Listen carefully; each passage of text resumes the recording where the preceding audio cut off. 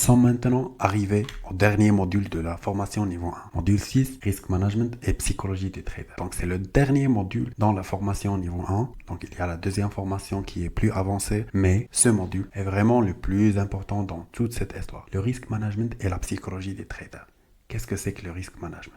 Donc le risk management, c'est vraiment ce qui va vous permettre donc de survivre dans le trading. Dans un marché où il y a donc des incertitudes, où il y a donc des probabilités, des aléas, où il y a donc la dualité gain et perte, c'est ce qui va vous permettre de préserver votre capital, de limiter votre perte. La psychologie du trader, c'est le mental du trader. Tu peux avoir donc un plan de trading qui est vraiment très bien, mais tu dois l'appliquer. Et pour l'appliquer correctement, tu dois avoir un mental de trader. Tu dois donc ne pas tomber dans le piège d'être manipulé par tes propres émotions.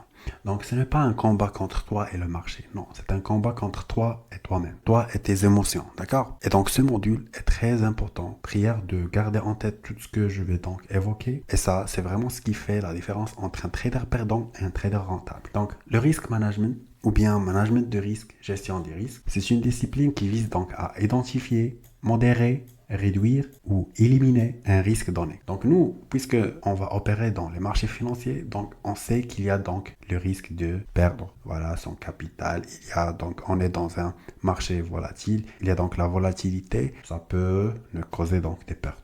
Dans le trading, il y a deux opérations, tu achètes et tu vends, et ce qui va donc te permettre de gagner ou bien de perdre. Donc ça, c'est inévitable. Nous, on sait déjà le risque. Maintenant, on doit le modérer, le réduire ou bien l'éliminer. On peut réduire donc le risque en utilisant donc voilà des stop loss très petits, en risquant qu'un petit pourcentage de notre capital. On va donc allouer un pourcentage à risquer de notre capital qui est très petit pour chaque trade, d'accord? On peut même donc éliminer le risque en ne prenant donc aucun trade s'il y a donc voilà, s'il n'y a pas donc notre setup, s'il y a donc des news qui sortent, s'il n'y a donc pas les bonnes conditions, s'il y a une ambiguïté dans votre setup, etc. Maintenant, on va parler des erreurs que font les traders débutants. Une statistique très célèbre qui dit que 90% sont des traders qui perdent sur les marchés financiers. On doit se poser deux questions. Pourquoi ces gens-là, ils perdent? Pourquoi? Quelles sont donc les erreurs qu'ils font? Et ce, ne serait-ce que pour les éviter afin de devenir donc voilà profitable et faire partie donc des 10% des traders rentables. 90% des gens perdent. Pourquoi? On va découvrir donc les causes. Tout d'abord, nous avons négligence, voire absence du côté gestion des risques. Je vais parler donc des gens qui travaillent de façon aléatoire. Tu fais le trading aléatoirement, tu sais déjà pas combien tu vas risquer sur un trade, tu sais pas combien tu vas supporter, tu sais pas donc ton point de sortie, ton point de prise de bénéfice. Tu mets pas donc des conditions qui encadrent donc ta gestion des risques. Ensuite, il y a l'absence de plan de trading. Donc, tout d'abord, qu'est-ce que c'est qu'un plan de trading? Donc, c'est un plan ou bien un journal de chaque trader que chaque trader donc doit construire. Voilà, là tu mets donc voilà des conditions pour donc trader donc un setup, combien tu vas allouer en pourcentage à ce setup, combien tu vas risquer en pips, en pourcentage, conditions de validité de ta stratégie, etc. Il y a des gens qui travaillent aléatoirement. Il y a des gens qui ont donc un plan de trading faible ou bien qui ont un bon plan de trading mais ils ne respectent pas donc ce plan. D'accord? Pourquoi ils ne respectent pas ce plan? Parce que dans le trading, il y a donc des émotions qui sont suscitées par cette activité. Donc ces émotions, il faut les gérer. Nous avons donc également des traders qui sont fragiles sur le plan psychologique, c'est-à-dire ils ne gèrent pas donc leurs émotions, sentiments et donc devient irrationnel. Tout d'abord, quand vous commencez le trading, votre objectif ne doit pas être gagner de l'argent. Oui, c'est contradictoire parce que ça n'a pas de sens de commencer dans un domaine si on ne va pas gagner de l'argent. Mais vous ne devez pas être obsédé par ça. Ça ne devrait pas être votre principale raison. Le trading, c'est un processus. Tout d'abord, il faut donc connaître le domaine, se former, etc. Il faut appliquer, pratiquer. Le trading va vous permettre donc de découvrir votre vraie personnalité, voilà vos lacunes, les problèmes que vous ne pouvez donc pas gérer. Le trading, c'est tout un process, d'accord? L'argent viendra après automatiquement, mais il y a des règles à suivre. Donc, le profit dans le trading, c'est le résultat final de l'ensemble des trades gagnants et perdants pendant une durée donnée. Ceci dit que vous allez faire des trades gagnants et des trades perdants. Donc les pertes sont inévitables dans le trading, d'accord? Le résultat de cette déduction vous donne donc un chiffre. Ce chiffre doit être positif. C'est à ce moment que vous êtes donc un trader rentable, d'accord? Donc concrètement, vous devez avoir une stratégie gagnante comme donc la stratégie UST que je vais vous enseigner donc par la suite. Il vous faut donc également un bon plan de trading pour bien savoir quand est-ce que je vais prendre une position, savoir la gérer après et enfin mesurer le risque, etc. Pourquoi je parle beaucoup de psychologie? Parce que nous, les individus, nous sommes soumis à des biais psychologiques. Voilà, à la fois émotionnels et cognitifs. Les biais émotionnels montrent l'influence des émotions sur notre prise de décision, alors que les biais cognitifs insistent sur l'importance des croyances et des connaissances. D'accord? Le truc, c'est que tu peux être très fort donc, sur le côté cognitif, d'accord? Tu maîtrises donc des connaissances, des techniques, etc. Mais si tu as un biais émotionnel faible, ça va vraiment gâcher tout. Ça va vraiment gâcher toutes tes connaissances, toutes tes compétences, parce que lorsque tu vas appliquer, tu vas être manipulé, influencé par tes émotions. Et donc, elles auront donc un impact sur tes performances, sur tes décisions, d'accord?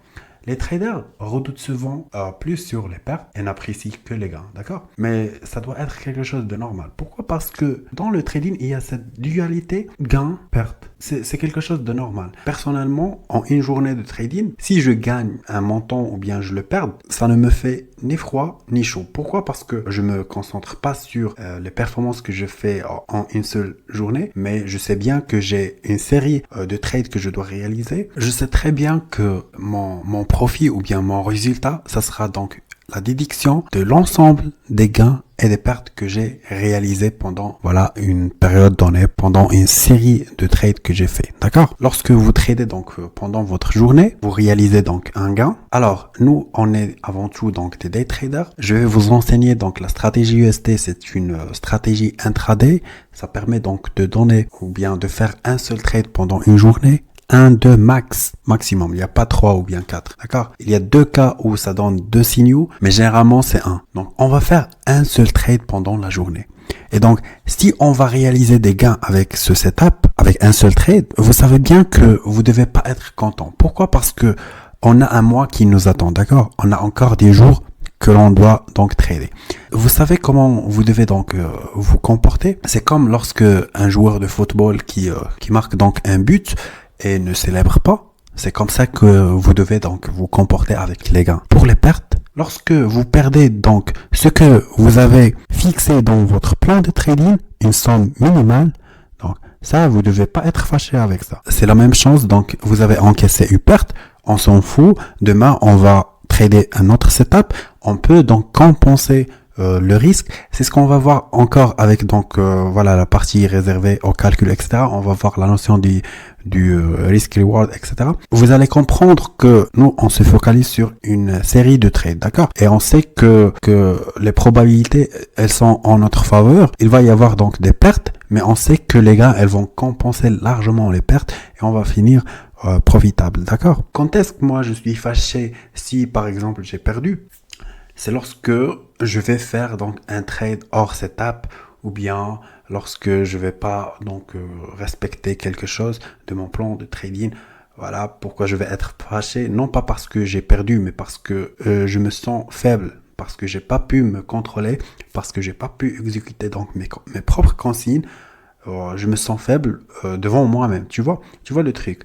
Et même lorsque donc je fais vraiment un montant ou bien un gain hors setup, donc je vais pas être content avec ça, d'accord? Au contraire, je vais dire que heureusement j'ai gagné. Sinon, si le marché a fait donc un contre-mouvement, etc., j'aurais pu donc encaisser des dégâts qui sont énormes. C'est ce mental que vous devez donc avoir. Maintenant, vous devez savoir que tu peux être discipliné 1 mois, 2 mois, 3 mois, mais une fois tu fais une gaffe, tu peux tout gâcher. Tu peux gâcher donc le résultat ou bien l'effort que tu as fait pendant plusieurs mois. Tu dois vraiment être prudent avec tes émotions. D'accord? Le trading n'est pas une activité simple qui consiste à acheter et vendre un produit financier pour en réaliser donc des gains. Au contraire, donc c'est plus que ça. C'est un combat entre toi et toi-même. C'est un voyage pour découvrir ta vraie personnalité, ton caractère, et donc c'est un examen pour avoir le contrôle sur toi-même. Nous sommes des êtres humains avant tout, nous avons la raison qui nous laisse prendre des décisions et des émotions qui rentrent en jeu. Les émotions sont votre pire ennemi. On doit avant tout parler des problèmes psychologiques dont chaque trader est confronté devant les marchés financiers pour bien maîtriser donc vos émotions et pour essayer au maximum d'éviter de tomber dans ces problèmes ou bien ces pièges émotionnels.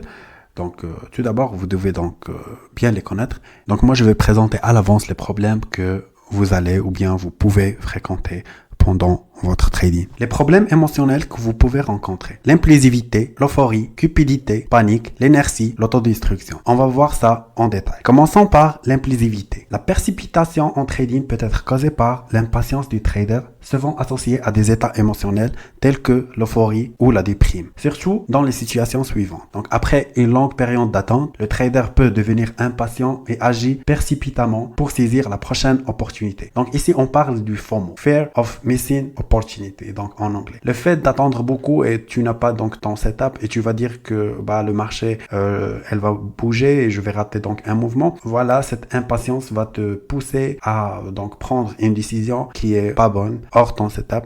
Et donc, c'est la première chose que donc vous pouvez rencontrer donc après une longue période d'attente. Une série de pertes peut perturber le trader, le poussant à prendre des risques de plus en plus importants pour essayer de récupérer et compenser donc ces pertes sans tenir compte du niveau de risque impliqué. Donc ici, tu veux donc compenser, tu es en mode aveugle, tu respectes plus ton plan de trading, ton risque, etc. Tout ce que tu veux, c'est de récompenser ou bien de récupérer tes pertes. Et ça peut ruiner donc ton capital. De même, une série de gains peut entraîner le trader dans un état d'euphorie, le conduisant à surestimer ses compétences et à saisir la première opportunité qui se présente. Donc ici, c'est votre ego et l'excès de confiance. Voilà, vous croyez que vous êtes donc le maître, que vous êtes un expert et vous commencez donc à faire plusieurs trades pour gagner plus et donc ça peut ruiner vos gains mais également votre capital. Au lieu d'attendre la meilleure opportunité conforme à votre plan de trading, tu commences donc à faire n'importe quoi. L'euphorie et la cupidité peuvent être des facteurs déterminants conduisant un trader à des pertes significatives. L'euphorie est généralement déclenchée par plusieurs mécanismes, notamment le comportement moutonnier où les nouvelles sont très positives et tous les acteurs semblent générer des profits. Le trader soucieux de ne pas manquer cette opportunité agira impulsivement pour acheter le titre à son plus haut niveau. D'accord? Donc ici, tu vois que les news, elles sont là et le marché, elle a fait donc un mouvement haussier par exemple. Et toi, puisque donc tu as raté le mouvement, tu te dis quand même je vais acheter pour bénéficier moi aussi de cette tendance. Sauf que toi, tu es en retard et tu achètes donc à un niveau qui est plus haut. Et donc, le marché, il peut donc faire un retracement, etc. Et peut donc te causer des pertes significatives. Ensuite, nous avons après une série de gains, le trader peut se sentir invincible et prendre des risques de plus en plus élevés. Cependant, c'est souvent après des gains considérables que les traders subissent leurs pertes les plus importantes. Attention à ça. Lorsque tu réalises donc un gain, tu fermes ton PC et tu profites donc de la vie. Tu dois pas rester devant les écrans pour encore encaisser. Non, c'est assez. Tu as pris donc ton objectif que tu te fixes dans la tête. Donc c'est bon. Tu as des jours qui t'attendent pour réaliser encore des gains. D'accord? La panique et la peur peuvent également avoir des conséquences dommageables. Lorsque le marché se retourne brutalement, le trader panique et parfois coupe sa position précipitamment. Un retournement brutal n'est pas toujours synonyme d'un renversement de tendance. Donc ici, tu es en mode panique et tu commences donc à fermer ta position, en supportant une partie des pertes. Mais le truc, c'est que il faut donc laisser la marge au marché de faire donc un mouvement de correction, etc. Et ça peut être dans ta marge de stop loss, d'accord, mais ce n'est pas grave tant que tu as fixé donc ton SL et que tu supportes donc le montant, pas la peine de couper une position en cours, d'accord. Souvent, les traders professionnels violent volontairement du support ou des résistances majeures pour déclencher un mouvement de panique et donc des sorties précipitées d'investisseurs qui avaient placé des stops autour de ces niveaux, d'accord. Les fake breakouts, les chasses à l'arrêt, etc. Faites attention à ça. Et donc, vous ne devez pas paniquer. Si vous ratez donc une opportunité, il y a toujours une autre qui va se présenter à vous. L'essentiel, c'est de respecter votre plan de risk management. De même, la peur pousse le trader à oublier son système et à prendre ses profits précipitamment. La performance du trader s'en ressentira car pour gagner à long terme, elle doit laisser courir ses profits et couper rapidement ses pertes. Ensuite, nous avons l'inertie. L'inertie, c'est le fait de ne pas couper une position perdante. C'est une décision de trading où le trader reste convaincu que le titre finira par remonter. Donc, c'est l'espoir que tu as dans ta tête. Même si le marché a invalidé son scénario. Donc, qu'est-ce que tu fais ici? Tu commences à élargir donc ton stop loss et tu commences à laisser le marché te prendre donc beaucoup de ton argent. D'accord, de ton capital. La paralysie qui en résulte, souvent due à un choc émotionnel après une grosse perte, peut entraîner des décisions irrationnelles. Le trader refuse carrément de couper sa position, espérant un rebond et ignore les mouvements adverses temporaires. Cette logique bloque le trader émotionnellement et l'empêche de prendre des décisions rationnelles. Parce que ici, c'est uniquement l'espoir, tu espères que le marché, il revient. D'accord? Ce qui peut avoir des conséquences destructueuses, notamment lorsqu'il refuse de vendre malgré une baisse importante du titre ou bien d'un actif financier. L'autodestruction est fréquente chez les traders motivés par de mauvaises raisons malgré le travail et la volonté. Il survient lorsque les émotions telles que l'euphorie, la panique et la paralysie dominent leurs décisions. Les raisons de cette autodestruction peuvent dépendre du trader et être indépendantes de sa volonté car le succès à court terme est souvent imprévisible. Malgré cela, l'échec ne signifie pas qu'il ne faut pas essayer car la réussite dépend principalement des compétences à long terme. L'importance du risk management se résume en une seule citation anglaise. Trading is a game of probabilities. Our job as a trader is to win more and lose less. Simple as that. Donc le trading reste avant tout donc un jeu de probabilité. Notre rôle en tant que trader, c'est de gagner plus et de perdre moins. Donc on doit laisser nos profits courir et on doit minimiser et couper nos pertes le plus possible. Donc c'est aussi simple que ça. Notre objectif, c'est de gagner plus et de perdre moins. Bien sûr, les pertes font partie du jeu, mais il faut vraiment les contrôler. Il faut surtout donc les bien gérer. Donc l'importance du risk management, c'est tout simplement ce qui permet donc au trader de préserver son capital, son compte. L'établissement et le respect d'un plan de trading strict, je souligne bien sur strict, permet de faire face aux problèmes psychologiques, ego, mode espoir, avidité et ce que nous avons vu qui sont donc parfois difficiles à gérer. Et le truc le plus important, c'est le fait d'utiliser un stop loss. Il y a des gens qui ont une approche de ne pas utiliser donc des stop loss. Moi, je ne conseille pas. Vous pouvez pas faire un trade sans stop loss. Sinon, un seul trade peut vous causer donc voilà des dégâts très énormes et peut même ruiner tout votre argent ou bien votre capital.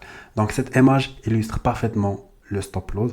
Donc ici c'est le stop loss. Nous avons pu donc préserver voilà ce montant et nous avons perdu ça. Maintenant dans cette partie on va connaître donc des ratios et on va donc voir les calculs etc. Donc concentrez-vous bien sur cette partie. On va voir qu'est-ce que c'est que le risk reward, la probabilité de succès et la probabilité de perte et enfin le ratio payoff. Alors le ratio risk reward. Donc le ratio risk reward c'est un peu ce qu'on est prêt à risquer contre ce qu'on est prêt à encaisser, d'accord? Donc tout simplement sa méthode de calcul c'est le potentiel de gain, le take profit divisé sur la perte maximale tolérée qui est le stop loss dans ce cas.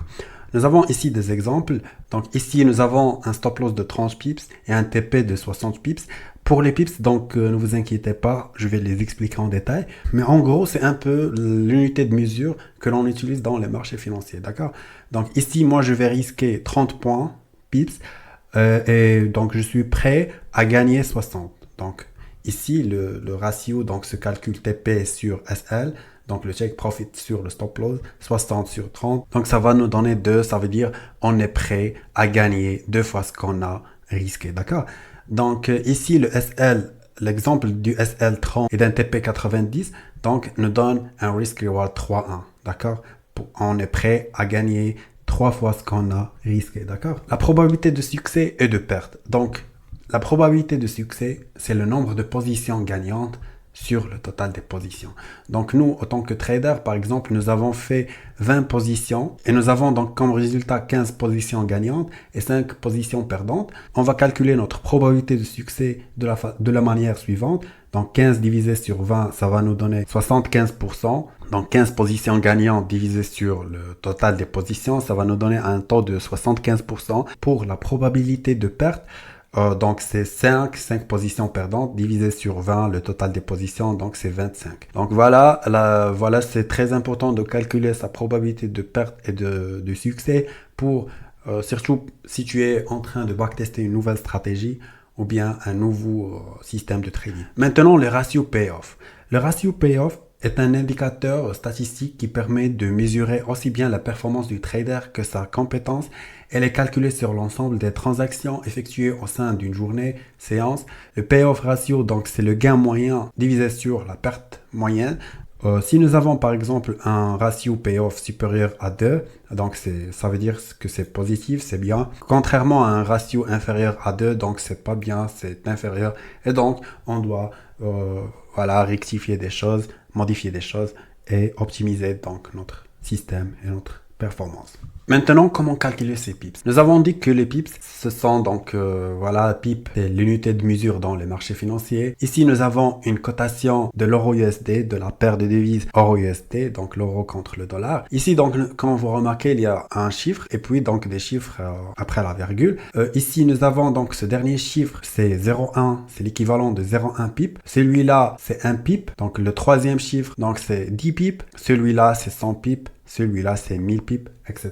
Donc ici, nous avons des exemples. Par exemple, ce deuxième chiffre, c'est lui qui va changer. Donc nous avons cette cotation et par la suite, le nombre est passé de 0 ici à 2. Nous avons dit que ce deuxième chiffre ici est l'équivalent de 1 pip. Puisque donc ici, nous avons 2, ça veut dire que le marché est la montée de 2 pips. D'accord? Un autre exemple, donc ici, on parle de ce chiffre ici. Elle est passée de 7 à 8, ça veut dire que nous avons encaissé plus de 10 pips ou bien le marché a monté de plus de 10 pips. Maintenant, ce chiffre ici, donc 8 est devenu ici 9. Ça veut dire que nous avons fait un setup de 100 pips ou bien le marché a monté de 100 pips. Donc maintenant, on va passer à un cas pratique pour illustrer tout ce que nous avons vu, toute la partie théorique des ratios, etc.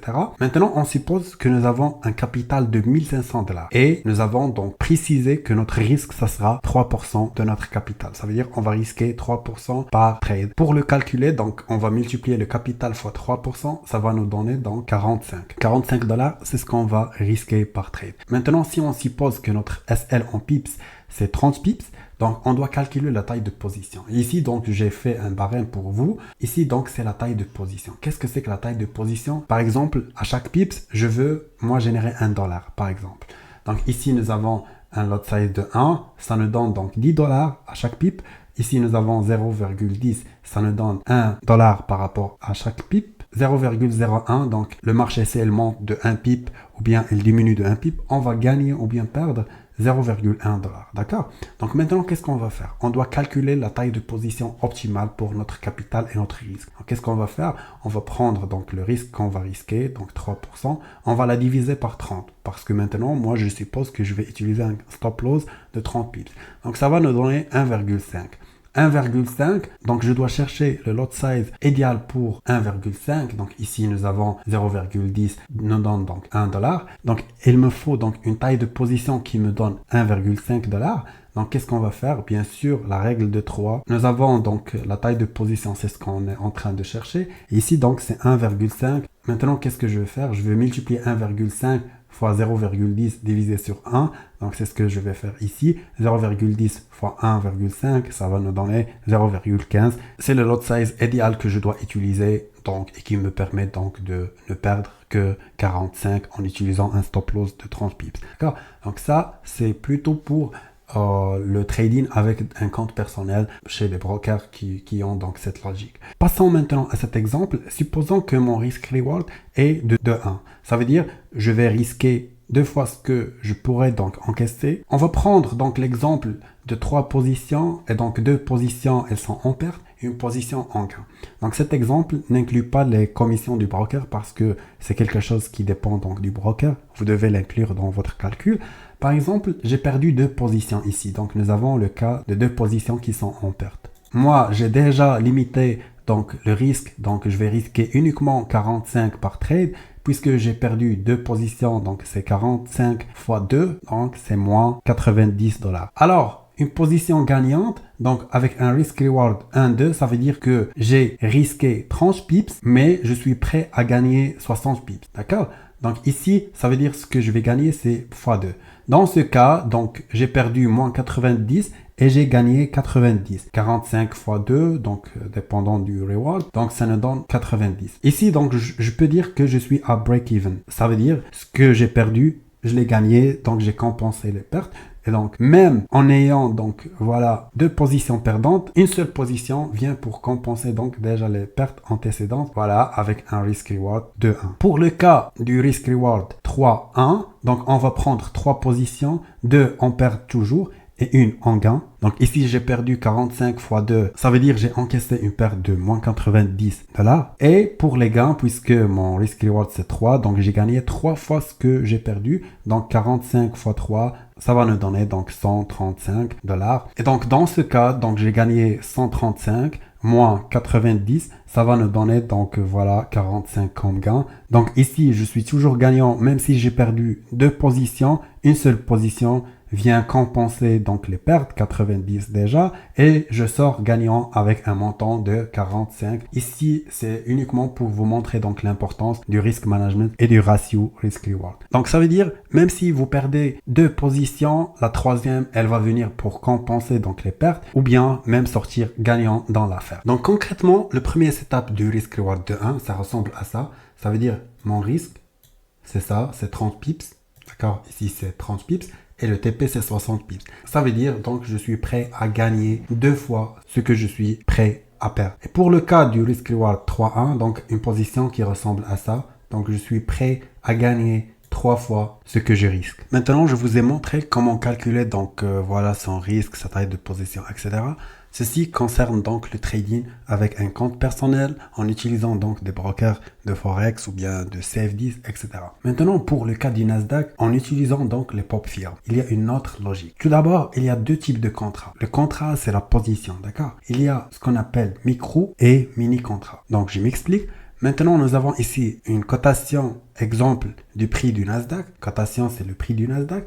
Par exemple, si le prix est passé de 12 260 à 12 270, ça veut dire que le prix a monté de 10 pips. Et dans ce cas, en utilisant un contrat mini Nasdaq, un pip, c'est 20 $. Ça veut dire un mouvement de 1 pip du Nasdaq, c'est l'équivalent de 20 $. 10 pips, c'est 10 fois 20, ça va nous donner donc 200 $.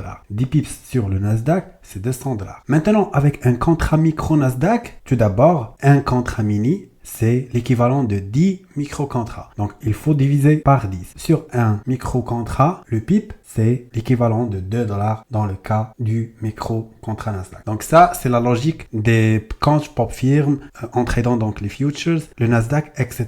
Enfin, donc, quelques techniques qui sont utiles, surtout avec le risk management. Donc, quand un trade dépasse 60 pips en gain, changer le SL au prix d'entrée, donc risk-free, c'est ce qu'on appelle le break-even. Ça veut dire, tu mets ton stop-loss sur ton point d'entrée, comme ça, s'il y a un retournement, tu ne perds rien. Donc, concrètement, ça veut dire que si le prix est monté, donc moi, qu'est-ce que je vais faire? Je vais changer mon SL au point d'entrée. Donc, de ce fait, si il y a donc une chute brutale ou bien un renversement, donc ma position va être fermée automatiquement sur mon point d'entrée et donc je vais rien perdre. C'est ce qu'on appelle le BE ou bien le break-even, le stop-loss sur le point d'entrée. Le trailing stop-loss, c'est-à-dire le stop-loss suiveur. Pour le cas du SL suiveur, ça veut dire à chaque fois que le marché elle monte, donc à ce niveau ici, moi je vais changer mon SL ici. Et puis lorsque le marché elle va encore monter, donc je vais sécuriser plus. Je peux faire BE ou bien même donc sécuriser une partie. Donc ici on sécurise cette partie. C'est pas des pertes, donc juste pour comprendre, même en rouge, donc j'ai sécurisé ça parce que mon point d'entrée c'était ici. Et donc lorsque le marché elle monte également, donc je vais sécuriser encore. Donc toujours je sécurise donc une partie, d'accord? Donc je peux sécuriser toute cette partie. Comme ça, si le marché donc elle fait un renversement, donc ma position ferme ici et donc je vais encaisser donc ces gains-là que j'ai sécurisés. C'est ce qu'on veut dire par le trailing SL ou bien le stop loss suiveur. Ça veut dire tu sécurises une partie de tes gains à chaque montée du prix. Donc lorsque le prix s'approche de ton TP, tu sécurises une partie. Et enfin, éviter de trader un actif où il n'y a pas de volatilité. Ça veut dire si un actif est faible en termes de volume, il y aura donc un spread qui est cher. Le spread, c'est la commission du broker. C'est la différence entre le bid et le ask, donc le prix d'achat et le prix de vente. Donc c'était des tips pour sécuriser des gains, pour protéger donc vos gains, etc. Maintenant, vous devez savoir que la psychologie et le risk management, ce sont les clés du succès de tout trader. Bien sûr, avec une stratégie gagnante, mais la stratégie seule n'est pas suffisante. Tu dois avoir donc un système de risk management et un plan de trading strict. Tu dois également contrôler tes émotions pour qu'elles n'impactent pas donc ton trading. Tu dois vraiment travailler sur ça et garder à la tête. Le risk management avec une bonne psychologie, un bon mental de trader, c'est ce qui fait donc la différence dans ce domaine.